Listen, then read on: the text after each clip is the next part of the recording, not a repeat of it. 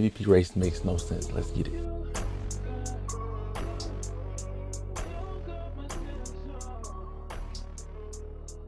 A question. Is a player averaging a near 30-point triple-double worthy of an MVP? What about a player having one of the greatest defensive seasons of all time?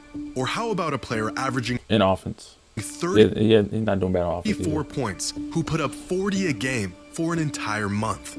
Is he worthy of the award?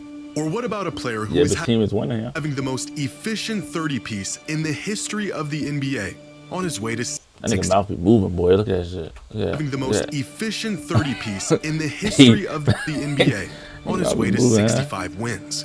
Now, the answer is pretty simple.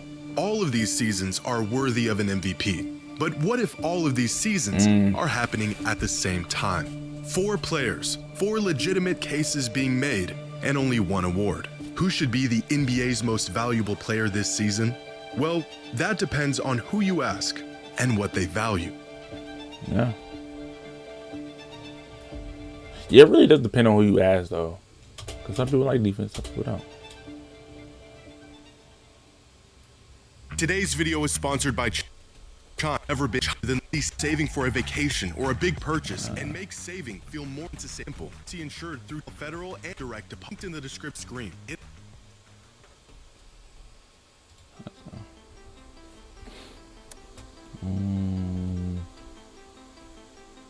Winning the MVP usually means putting up numbers that jump off the stat sheet. It's not the only thing that matters, but big eye-popping box scores have almost become a prerequisite for the MVP award. And right now, there's 2 players who don't just stand out this season, they stand out amongst every season. If we just look at raw box score numbers, 2 players, it might be, it is Luka and Luka are gapping the entire league this season. Their numbers have gotten so absurd that they make Shai's 31, 4, and 7 look kind of normal. Add up their per game points, rebounds, and assists, and Jokic look dang, you almost got tripled over kind of normal. Add up their per game points, rebounds, and assists, and Jokic and Luka are having 2 of the top 5 most productive seasons in modern NBA history. Jokic joining the 50 Club, an exclusive group that was Russ up there previously only occupied by 2017 MVP Russell Westbrook, 2025 Jokic, and 2024 Luka. But if sheer numbers alone guarantee a player an MVP, then Jokic would have won the award in 2025. And Luka would have won it in 2024. So would James Harden in 2019, Luka again in 2023, and LeBron in 2018. As box score numbers continue to climb across the NBA, so does the frequency of these historically significant seasons. In fact, 17 of the last 20 most productive seasons in modern NBA history have all came in just the last 8 years. Seasons like this, that were once not only warrant of an MVP, but were historic milestones, are now becoming an annual occasion for players like Jokic, Luka, and Giannis. And the more often we see these shockingly large numbers, the more the shock wears off. It wasn't long ago when averaging a triple-double all but guaranteed Russell Westbrook an MVP as a 6 seed. But in today's NBA, averaging a near 30-point triple-double might not even land you in the top 3 spots for the MVP. Unlike other superstars around the league who fill the stat sheet with historic volume, Shai Gilgeous-Alexander has maintained his spot as the MVP favorite with a season of record-breaking efficiency and consistency, all while spearheading the best team in the league. According to ESPN's net points stat, Shai has only had 5 bad games all season. In fact, there has only been one season in the history of the league where a guard was more efficient than Shai at scoring the ball while averaging at least 30 a game. And it was by the greatest shooter of all time having the greatest season of his career. But to say Shai has simply been efficient this season would be the greatest season of his career. But to say Shai has simply been efficient this season would be an understatement. So far this season, Shai is scoring 1.6 points every time he shoots the ball. That is the most points per shot by any volume scoring guard in the history of the NBA. 2026 Shai Gilgeous-Alexander isn't having one of the most efficient seasons by a guard. He is having the most efficient season of all time. I ain't gonna lie, that's now, when stacked up against these 3, Victor season of... Oh, hold on. Damn, Michael Jordan all the way down there? of all time. Now, when stacked up against these three, Victor Wembanyama's numbers pale in comparison. Yeah, but it's defense though. He plays defense and offense. A lot of his value coming on the defensive side of the ball. And I don't think you'll find any Let's say if they play defense, their numbers will be even lower. minds on the stat sheet. But Victor has been on a minutes restriction all year. If we standardize these numbers on a I forgot about that. So he would definitely have 30 75 each basis, game. then you can really see just how much Wemby is impacting the game every time he's on the court. With box score numbers that match these other candidates, even as a player who doesn't favor offense. He would definitely win it. However, earning the title as the most valuable player in basketball requires value that goes far beyond number. Just if we standardize impacting on a per 7 every who doesn't favor offense. However, earning the title as the most valuable player in basketball requires value that goes far beyond the box score. But even looking past the raw numbers doesn't make this decision any easier.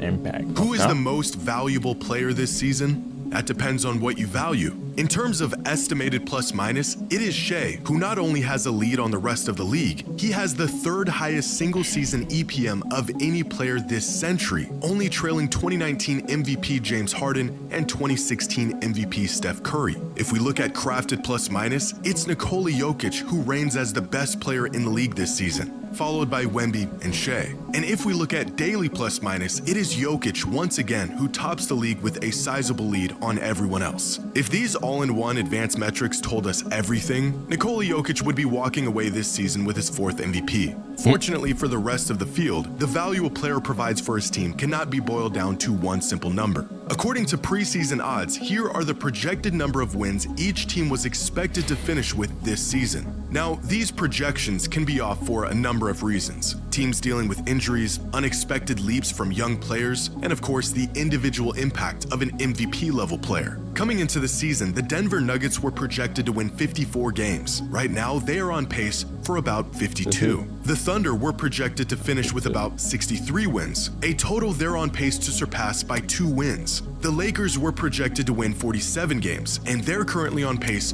for 53. But it is the Spurs who have completely blown away expectations this season. Preseason odds had them winning 45 games this year. They're currently on pace for 62 wins, exceeding projections by 17 wins. If you're looking, I see why he all the way up there then. I see why now. For who provides the most value, it might be the guy who's transformed the Spurs from playoff hopefuls into title contenders. But looking at the MVP from this angle assigns individual value to team success. And as we all know, despite the MVP being an individual award, more often than not, the perception of a player's value is heavily influenced by the success of their team. After all, if you are truly the most valuable player in basketball, you should be elevating your team to title contention. But rather than looking at team success, let's look at the individual impact these players have on their team. Dunks and Threes has a metric called estimated wins that takes the quality of play from any given player plus the minutes they've played throughout the season to get the estimated number of wins they've contributed to their team's total. Our 4 MVP candidates being the top 4 players in the league this season in estimated wins with 13.8, 14.6, 16, and 18. Nikola Jokic is solely responsible for a third of the Nuggets' wins, but it is Shai Gilgeous-Alexander who has contributed the most wins to his team this season. But arguably the most accurate way to assess a player's value is to measure how well their team performs when they're on the court versus when they're off the court. How much does a player's presence directly impact their team? Here are the top. I think Luka's at the top. Luka and I don't know about Wemby. Probably Wemby. 30 players in the league this season and their team's net rating when they're off the court. Let's see. No, dang, when they're off the court. But look at Giannis all the way at the bottom, bro. Dang. So it's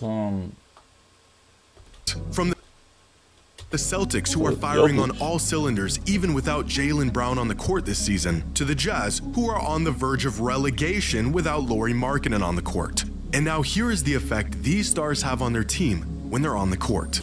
Ooh. Wow. Wait, why is Shed up there? With the What? So 4 most impactful players in the league this season. Okay, so and Luka barely moved too. Jokic, he moved a lot, but not that much. Being cool. Bro, Wemby. Why? Jokic, Giannis, and Wemby with the highest net on-off in the entire league of plus 17. This means the Spurs are 17 points better per 100 possessions with Wemby on the court. But this stat also reveals another key factor in the MVP and they're race. barely playing We often too. judge a player's impact on how well their team is playing. This has been a point of contention with the MVP award for years. MVPs go to players on good teams with top seeds, and rightfully so. But what if a player has MVP level value, but they're on a bad team? With Bam Adebayo on the court, the Heat have a plus 7.8 net rating, one of the highest in the entire NBA. On-court impact, that is the difference between the Heat being one of the worst teams Curry barely. God in dang, the Curry. league and merely the 10th seed. Same goes for Giannis and Kawhi. MVP caliber seasons stifled by injuries and teams that are absolutely lost barely without them. moved Purely looking at at a all. team's results, like wins or seeding, ignores how great some of these players have to play just to keep their team competitive. With that being said, the MVP award has always valued turning good teams into great teams over turning bad teams into average teams. And with that being the case, Wait, when he's on the court, they're doing bad. Look, Jaylen Brown, they're doing bad when he's on the court. What? here are our 4 MVP frontrunners and the impact they are having on their team. Dang. So Luke, I thought Luke had a good impact, bro. What? Dang. Okay, so. Okay. Teams. If you're looking for a player who impacts the game more than So anyone it should else, be either Wemby or Jokic. while pushing their Good. team into great territory, then that player is clearly Victor Wembanyama, who is head and shoulders above the rest of the league in terms of the impact his presence has on his team. Now, it's important to note that the on-off metric doesn't measure how well an individual player is playing, but rather how well a team is playing while that individual is on the court. So what if we look at this the other way around? What if we directly measure a player's individual impact and how that affects their team's success? This is ESPN Analytics net point stat, and it divides credit and blame to each player on the court for every play of the game to measure the impact of each individual player. The higher the total net points, the more that player has contributed to their team's wins throughout the course of a season. In fact, the metric is so indicative of a player's value that ESPN literally calls it their MVP stat. For example, last year's 2 MVP finalists, Shai Gilgeous-Alexander and Nikola Jokic, finished the 2025 that's pretty season close. within 9 net points of each other. The next closest player was Tyrese Halliburton, with about half as many. If you want to know why last year's MVP race was so historic and so close, well, you're looking at it. But this year, the results of an entire season of basketball Giannis have is turned third. out much different. There's Yeah. no race in this MVP stat. There's no back and forth at the top of the leaderboard. There's no battle I'm for glad I the could go to either one of them. Like off, bro. number 1 spot. Like, It's look at this. just one guy, way ahead of everyone else. Who is truly the most valuable player in the NBA? Well, that all depends on who you're asking and what they value. Whoa. Why is he all the way up there like that? Nah, bro. That boat. With But just a Wemby- couple Wemby weeks be left in going the season, crazy. the MVP race has become so close that there is no clear consensus on who the actual most valuable player in the league is. One source will say it's Luka, another will say it's Wemby, and another will tell you it's Shai. According to Basketball Reference's MVP tracker, it is Nikola Jokic who has a firm grasp on the top spot with a 60% chance of winning the MVP. Ask the fans who they think should be the MVP, and you'll get a completely different answer. A couple weeks ago, NBA Central on Twitter asked fans, who is the NBA's most valuable player? The options being Shai, They're gonna Luka, glaze though. You already know. Wemby, or Jaylen Brown. He probably gonna say Wemby or Luka. Within days, nearly 76,000 fans casted their votes, and running away with over 62% of all Watch the this. votes as the clear winner was Luka Yeah, Doncic. of course. The result of a late season surge by Luka, averaging nearly 40 points a game for an entire month, and efforts that slingshotted him up to second place on the MVP ladder. Unfortunately, it's not the fans who get to vote for this award. Yep. It's the media. And that's good, though, because people be glazing. Them, they be glazing, bro. I'm not going to lie. Wemby having I said Wemby. Luka's having a really good season, but, bro. Has been one clear-cut leader throughout the entire season. Recently, the NBA did its annual MVP straw poll, a survey asking a panel of 100 media members who they think this season's MVP is. The results? Finishing in 5th was Luka Doncic, who received 0 first-place votes. In 4th was Victor Wembanyama. In 3rd was Cade Cunningham. In 2nd was Nikola Jokic. And with a resounding 78 of the 100 first-place votes was Shai Gilgeous-Alexander. Now, this poll was conducted back on February 20th, 2 full months before the end of the season. Shoot. And a lot can and has changed over that time. But in 2025, the same media straw poll was conducted around the same time. And they accurately picked the MVP last season. They also accurately picked the MVP in 2024, and in 2023, and in 2022, and in every single season since the introduction of this mid-season MVP poll in 2016. Over the course of the entire season, 9 different players have slid in and out of the MVP leaderboard, from Luka and Cade to Brunson and Jaylen Brown. But the first half of the season was all Nikola Jokic, dominating the #1 spot for 10 consecutive weeks. It wasn't until an injury sidelined him for a month when Shai Gilgeous-Alexander snagged the top spot and held on to it in what some people described as a runaway victory. At least it was, up until last week, when for the first time in his young career, Victor Wembanyama grabbed the top spot as the MVP frontrunner. The biggest catalyst in Victor's climb to the #1 spot, not necessarily being his play on the court, which has been strong and consistent throughout the entire season. It's what he said off the court. 3 arguments. The defense. My first one would be that defense is 50% of the game and that it is undervalued so far in the MVP race. I believe I'm the most impactful player defensively in the league. Second argument would be we almost swept OKC in the season and we dominated them. My third argument would be that offense impact is not just sports. Dang. He kind of dissed everybody. This Luka, SGA. I don't know about Jokic though, but interview, Wemby's odds to win MVP shot up from plus 1,900 to plus 225, pushing Luka into the 3rd spot and turning this late season battle, at least on paper, into a 2-man race. If the MVP strictly went to the best player on the best team, then for the same reason he won it last season, Shai Gilgeous-Alexander would be crowned as the league's most valuable player. If the award went to the player who has the largest impact on his team, then Victor Wembanyama would become the youngest MVP in the history of the league. If the award was for the most dominant player, I kind of want him to win it now. He'll be the youngest. Nikola Jokic would be a 4-time MVP by the end of the season. And if the fans had a say in it, Luka Doncic would be I'm saying could go either way, dude.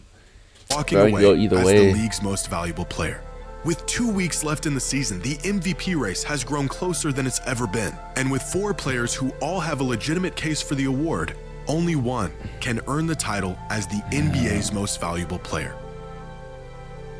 Tall ass, bro. This is a good ass video, bro.